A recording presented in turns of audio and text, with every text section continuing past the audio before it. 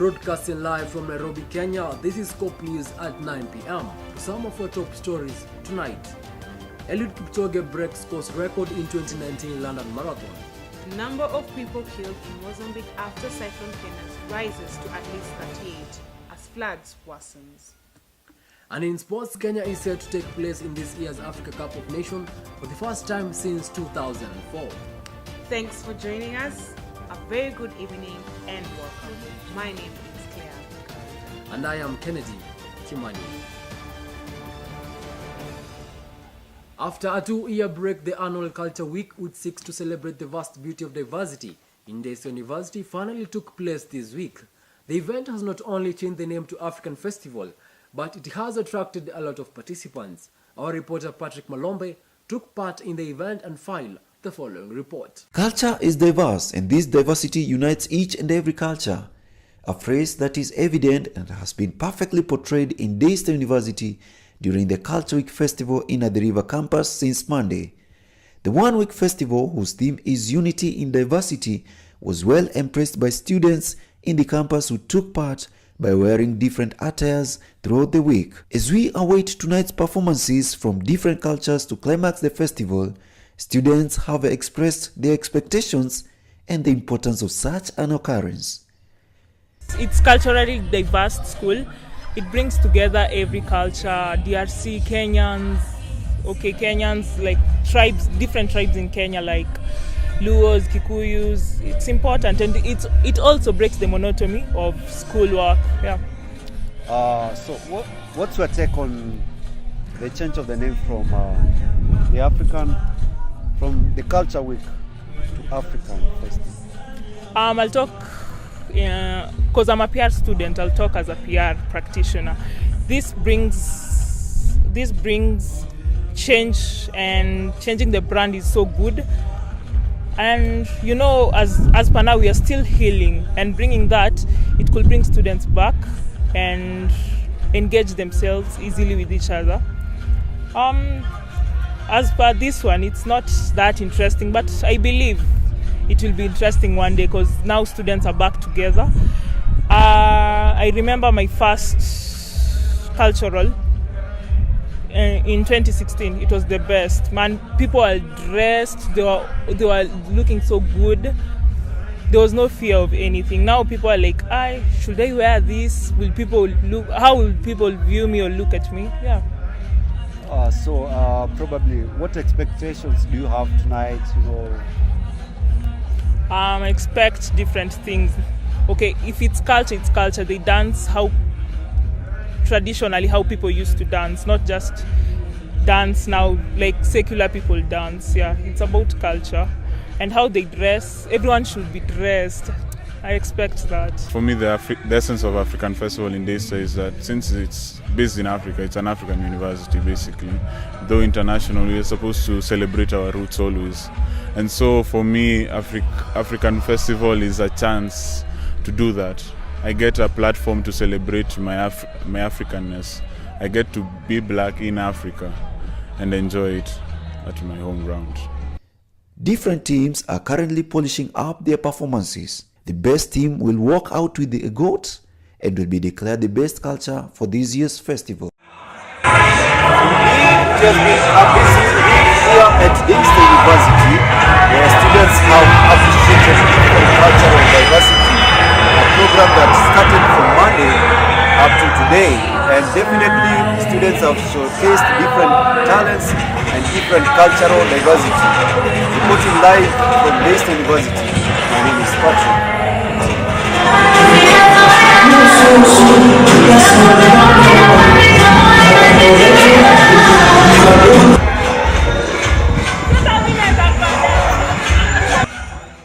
The Star of Excellence Awards, popularly known as SOYA, is set to take place on the 18th of May 2019. SOYA seeks to celebrate Daystarians in various fields as well as crown Mr. and Miss Daystar University. Kimani has more on the story. After a long year break, the most coveted Daystar University event is set to take place on the 18th of May 2019. The delay has been attributed to the 2018 strike that brought everything to a go-slow, as well as poor planning. The annual Star of Excellence Awards, popularly referred to as SOEA, is expected to attract a large number of the modeling participants as they compete for the top prize. The last event that happened in the year 2017 was at Two Rivers Mall, but this year's venue is yet to be confirmed. Extreme elegance is the dress code for SOEA 2019, and the students will be required to go with their school identification cards. For the non-students who are interested to come for the event, will be required to pay an amount of 500 Kenya shillings. It is the expectations of many Daystarians that the event is going to be a success and one to remember. Kennedy Kimani, Scope News, at the River.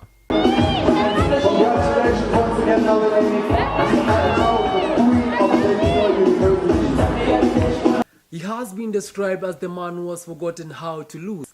The greatest marathoner of all time, Eliud Kipchoge, sailed through to yet another sweet victory, winning the London Marathon men's title for a record fourth time.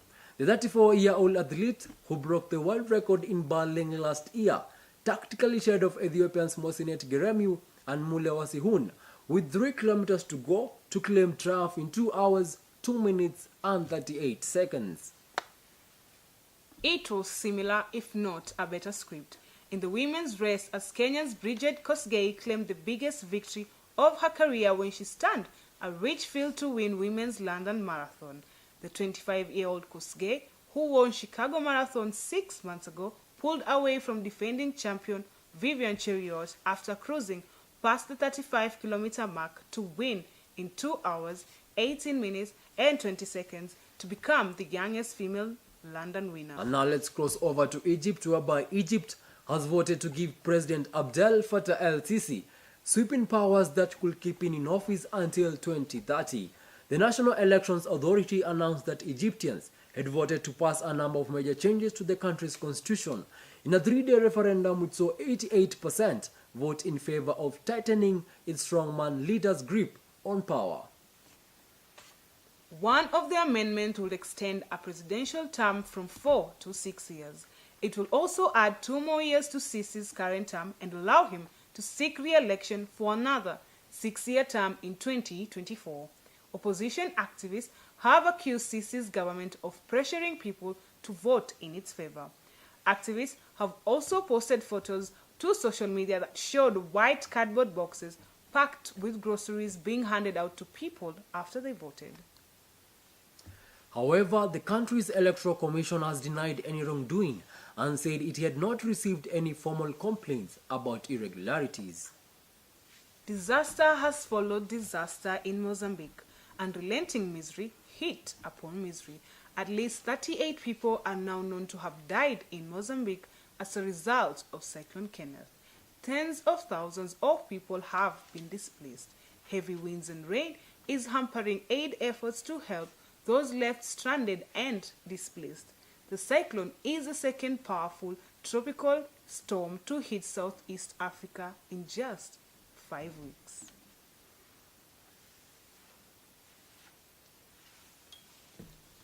And now in the business news, the world of social media is constantly changing, bringing new trends, ideas, and unspoken rules each year. In most cases, the changes aren't sudden or unexpected, but rather gradual and relatively predictable. Claire Karanja with more on the story. Many people are on social media today, and some of the social media platforms such as Facebook, Instagram, and Twitter have been used to market businesses and brands. Since these platforms command a great and faithful following, they have actively used them to reach the youth who would traditionally not pay attention to TVs and radio. I had a chance to sit down and have a one-on-one conversation with a Daystar student known as Noah Muhindi, who owns an online courier service famously known as D&D Deliveries, and I got to question him on his business enterprise and how he has been able to keep up with the entrepreneurial trend. But with time, things change. So maybe I reached there, but of course I had to start from somewhere, earn your trust. And that's what I'm doing. I've been doing for the last couple of months. When I started, it might happen anytime. You can never tell when they're going to happen. But I know maybe in future, with so many clients coming in, they might come in and I just don't know how, but I know most powerful marketing tool is talking to the people, word of mouth. We go talk to them, try convince them, tell them why our service is better than the others, and from that we gain their trust. They get to trust our services. Yeah. Claire Karanja, Scope News, Athi River. With the increase of people wanting to be fit and healthy, Kenyans have become more alarmed and seek to go to fitness and wellness centers to put back their bodies in shape. This has led to the rise of many fitness and wellness centers. With competition rising, is there enough room for aspiring fitness and wellness enthusiasts to open their own centers?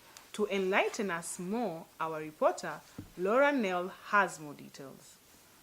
You may have to seek a fitness center to get these services. Many are embracing the fitness life. Numbers seems to be steadily increasing with seasons. We set to go to a gym in the country's capital to speak to Cecil Rogallo, a fitness advisor from Alpha Fit Limited. Cecil Rogallo, fitness and wellness coach at Alpha Fit Limited.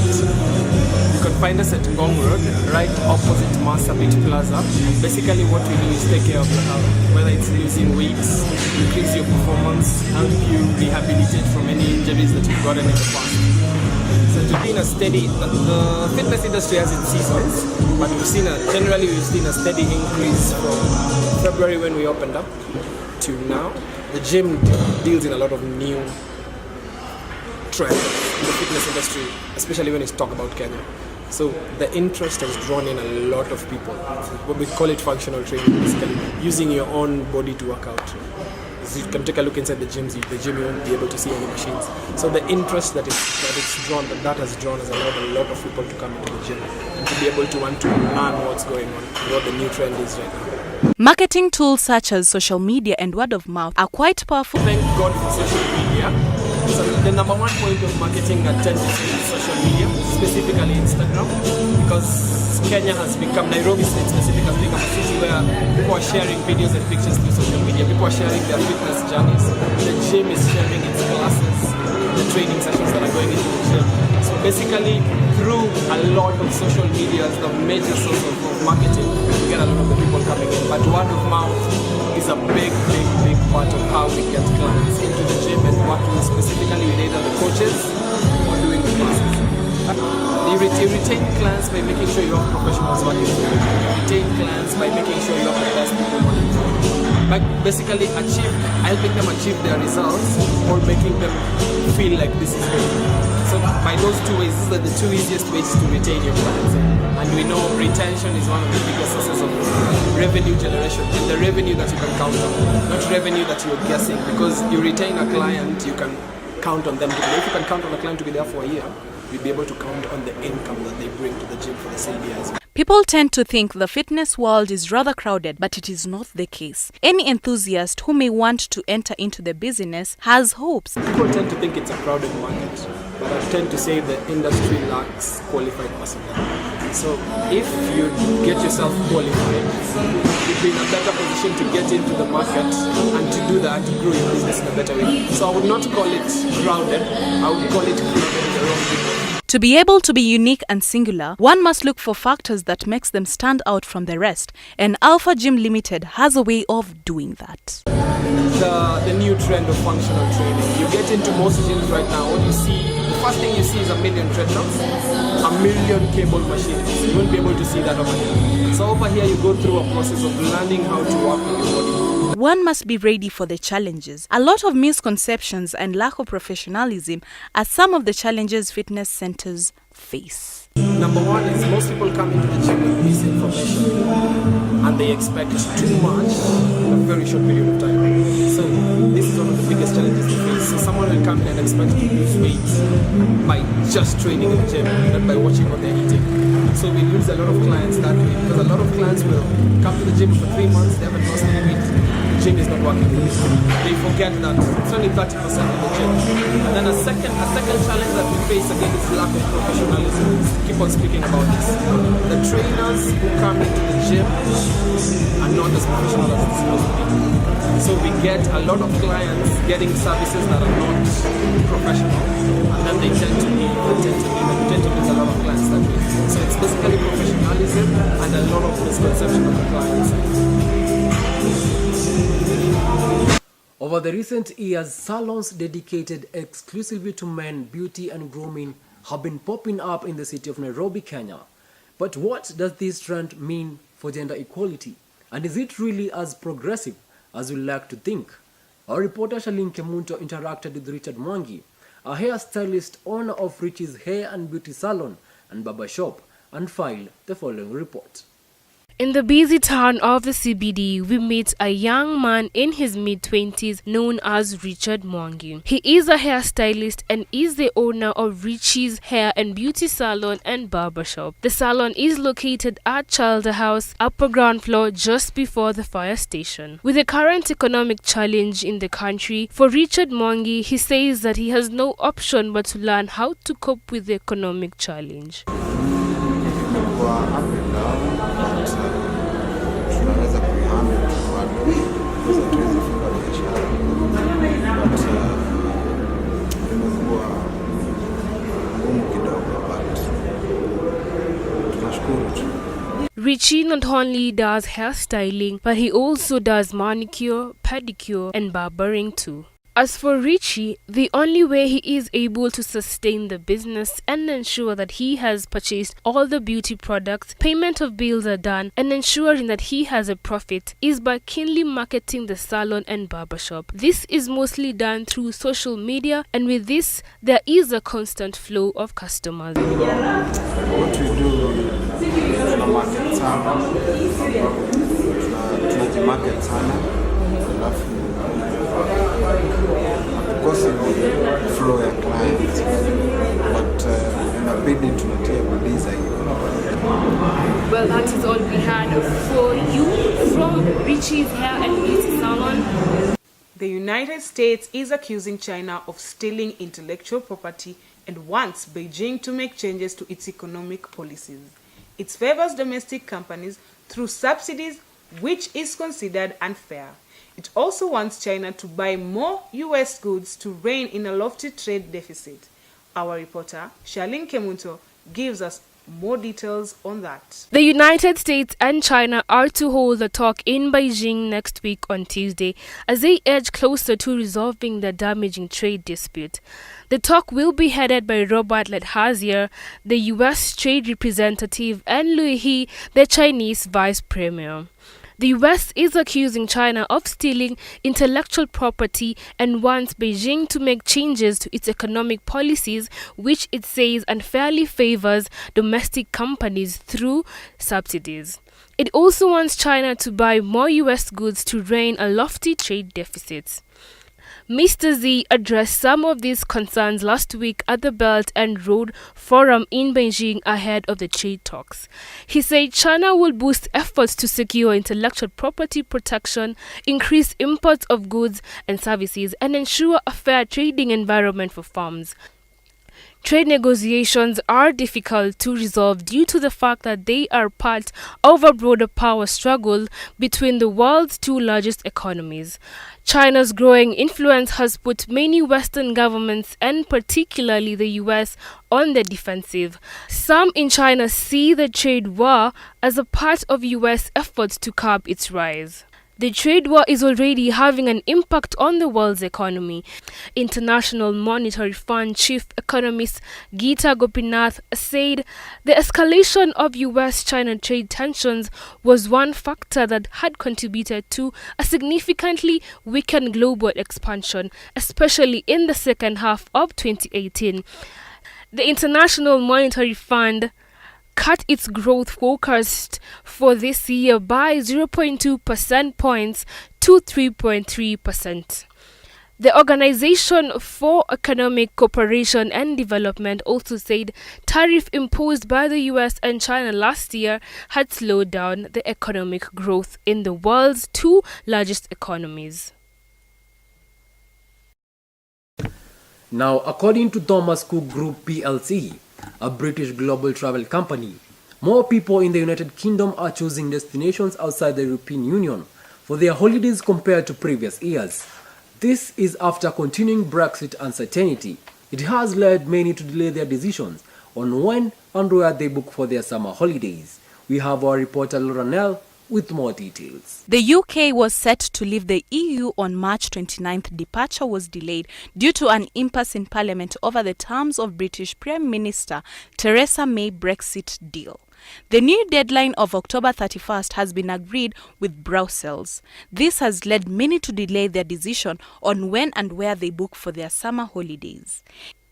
It is said nearly half, 48% of the holidays sold before the end of February in 2019 were to non-EU destinations, which is an increase of 10% when it is compared to the year 2018. Thomas Cook said holiday makers had become cautious amid the political uncertainty surrounding Brexit, with half watching exchange rates more closely than in previous years. Bookings are also taking longer as travelers search 15 years last compared to 11 in 2017 on average. The operator said the weakness of the pound has led to a willingness to travel further afield. The political turmoil is having an impact in other ways, revealing itself in a clear shift to non-EU countries. Now let's get into the sporting world, whereby the Daystar Super League knockout stage started today at the Bethel grounds with Hoogans playing against First 11. It has been a tight season, allowing only 4 teams to the quarterfinals. Our reporter Cheruiyot.c has more. The Daystar Super League has come to the end of the season with First 11 playing against Hoogans and Isadu taking on Boka. The season has been well for First 11, having garnered 22 points. Despite them having many points, their performance today will determine if they will proceed to the finals. I know you're happy you've won. What is the reaction? Actually, we are very happy for the first time in the final, we as Hoogans. So it's just a matter of time before we hit the final on Wednesday. We go there confident, hoping that we'll carry the trophy. How has the season been? The season has been fantastic. We started with some few problems, then we started to pick up, and finally we're in the finals. What can you say about next season? It's going to be a tough final because everybody will be focusing on Hoogans. So there's no problem. We'll tackle them. All the best. Thank you.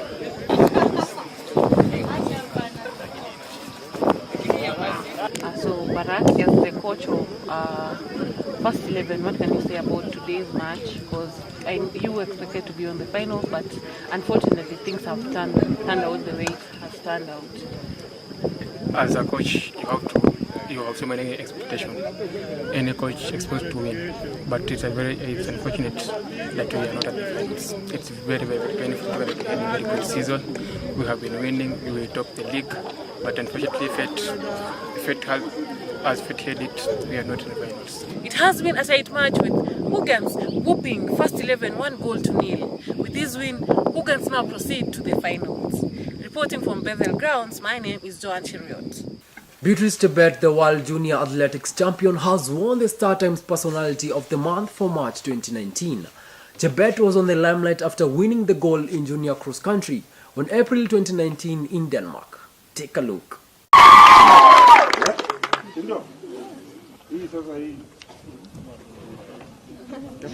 Beatrice Chebet has won the Star Times Sports Personality of March 2019.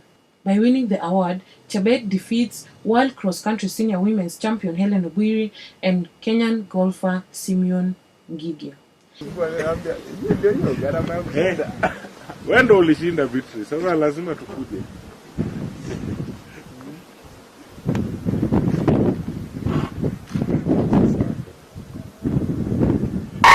Following her victory, Chebet goes home with a 42-inch Star Times digital TV and Kenya shillings 100,000 as she prepares for the World Championship to be held in Doha, September this year.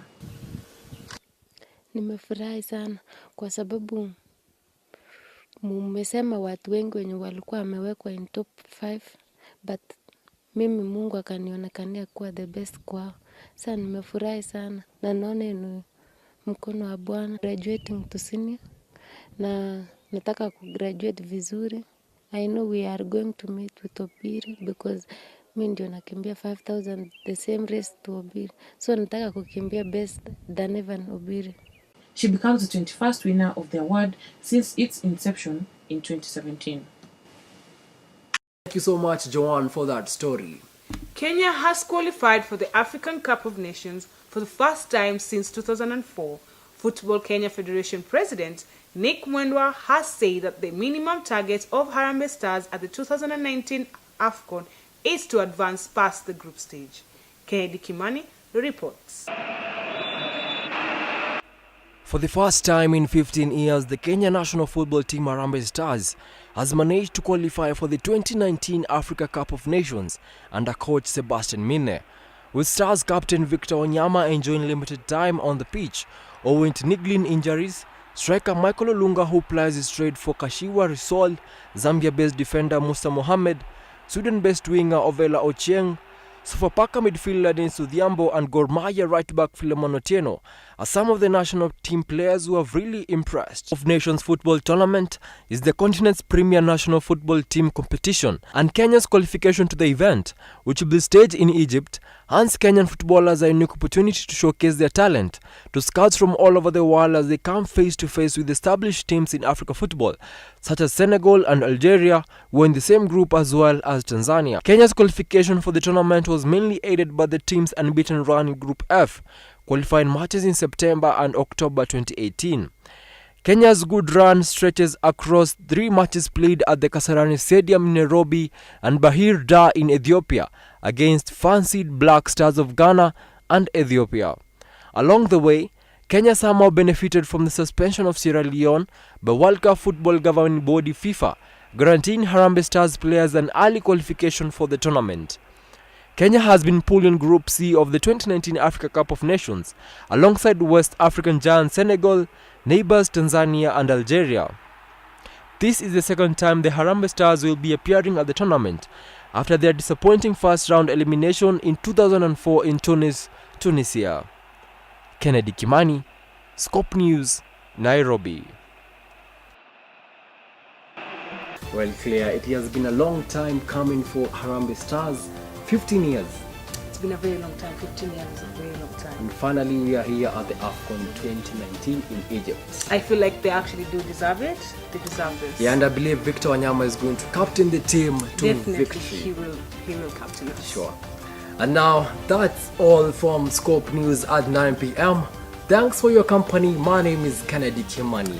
And I am Claire Karanja. Do have yourself a wonderful day.